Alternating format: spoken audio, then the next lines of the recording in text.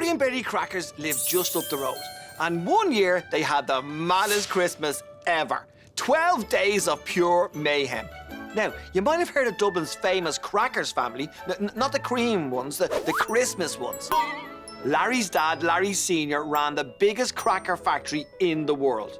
Larry's childhood was filled with the sound of crackers being pulled, paper hats, dodgy gifts, and corny jokes. But you know, crimbo in your face all year round could get a little annoying.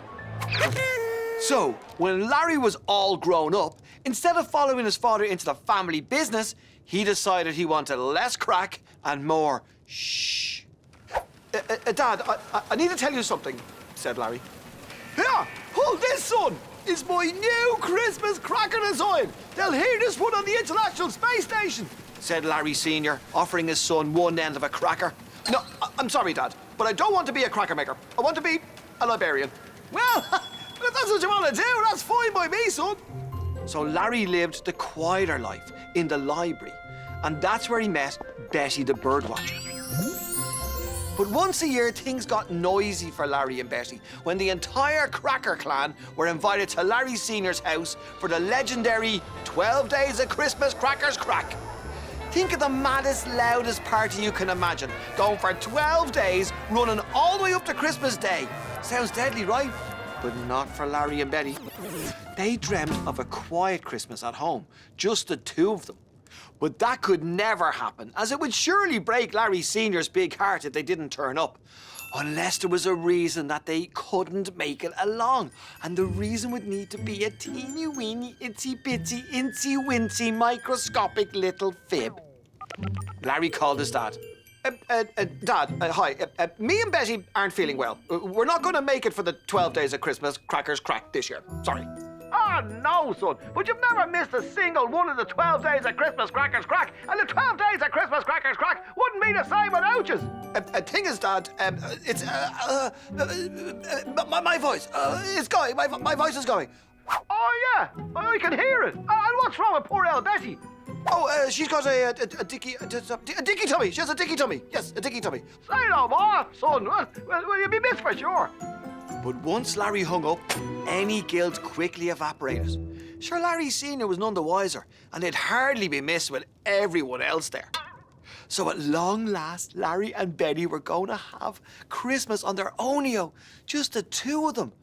Ah, I mean, what could go wrong, right? Wrong! Larry and Betty were awoken by a delivery truck arriving. Delivery for Mr. and Mrs. Crackers. He handed Larry a bag of porridge. Oh, but that wasn't all. There was a sound from inside the delivery van. Then a monkey jumped out, straight into Betty's arms. Larry and Betty were in shock. What was going on? Then their phone rang. It was Larry's Auntie Nuala and Uncle Hugh, who worked in the zoo. Do you love your prezzies? The porridge is to get you all ate up and back to health. And the monkey is to cheer you up.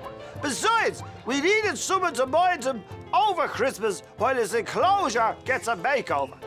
And were we not set up to mind a monkey, Uncle? Oh, he's no bother. He's a perfect monkey sitter. And he'll keep you company while we're all having the crack at your dad's. Oh, and so just don't worry. There's plenty more presents coming your way. Larry's face dropped. That's right, said Auntie Nuala. The family is going to send you presents every day, so you can have your own 12 Days of Christmas Crackers Crack. This was not what Larry and Betty had planned. But what could they say? The family were just trying to be nice. But it looked like their quiet Christmas at home was going to be anything but. And that's only day one of the 12 Storybuds of Christmas. What's next?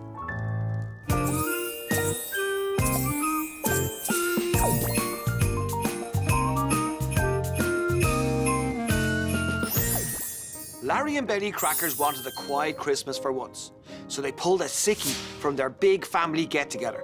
But their relatives felt sorry for them and sent them a present every day for 12 Days of Christmas Crackers Crack. Sounds good, right?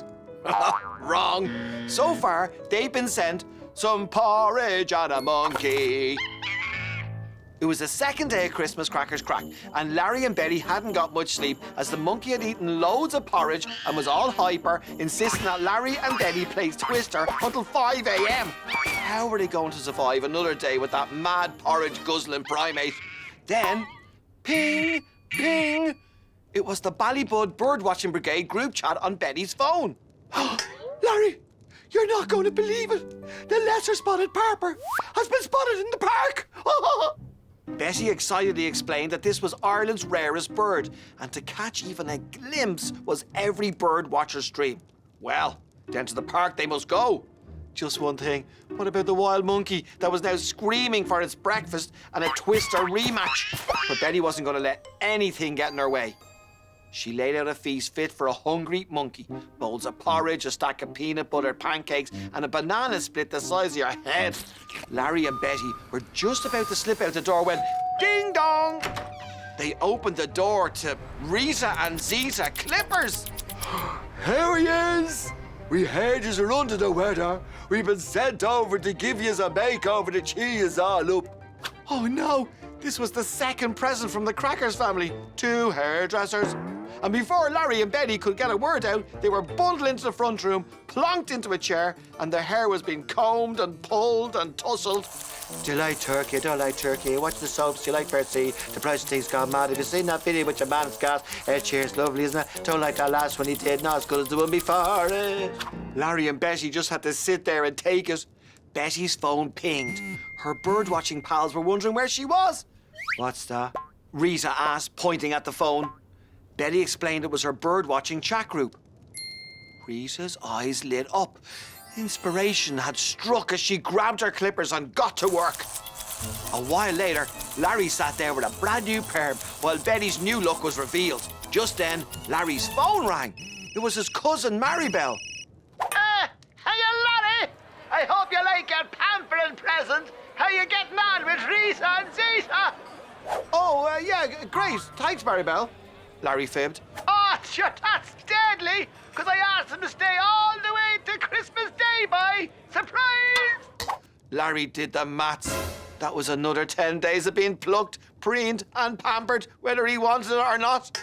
Larry, feeling sorry for himself, was short-lived when he saw the state of poor Betty.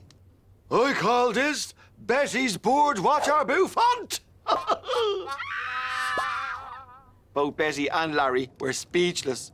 I can't go to the park looking like this. I'll be the laughingstock of the Storybud Birdwatching Brigade. But Larry pointed out, this might be your only chance to ever catch a glimpse of the lesser-spotted parper. So they grabbed their coats, binoculars, and snuck out to meet Betty's birdwatching friends. Hours passed, and not a feather of the lesser-spotted parper was seen. They were about to give up when... They all gasped. Could it be? The lesser-spotted parper! The bird swooped down and landed right in Betty's bouffant. Her pals congratulated Betty on her brilliant idea of creating a hair nest to lure the elusive parper. But all Betty could think was that her photo would be on the front of the next Storybud Birdwatcher Brigade brochure. If her face ended up on the cover, the Crackers clan might spot it, then Larry and Betty would be rumbled for sure. But that was the least of their problems. When they got home, Rita and Zita were slobbing out on the sofa, having just given the monkey a skin fade while the telly was blasted out Fair City. How many days to go when my dad's Christmas crackers crack, Betty? 10. 10 more days, Larry. And she was right. And that's the story, bud.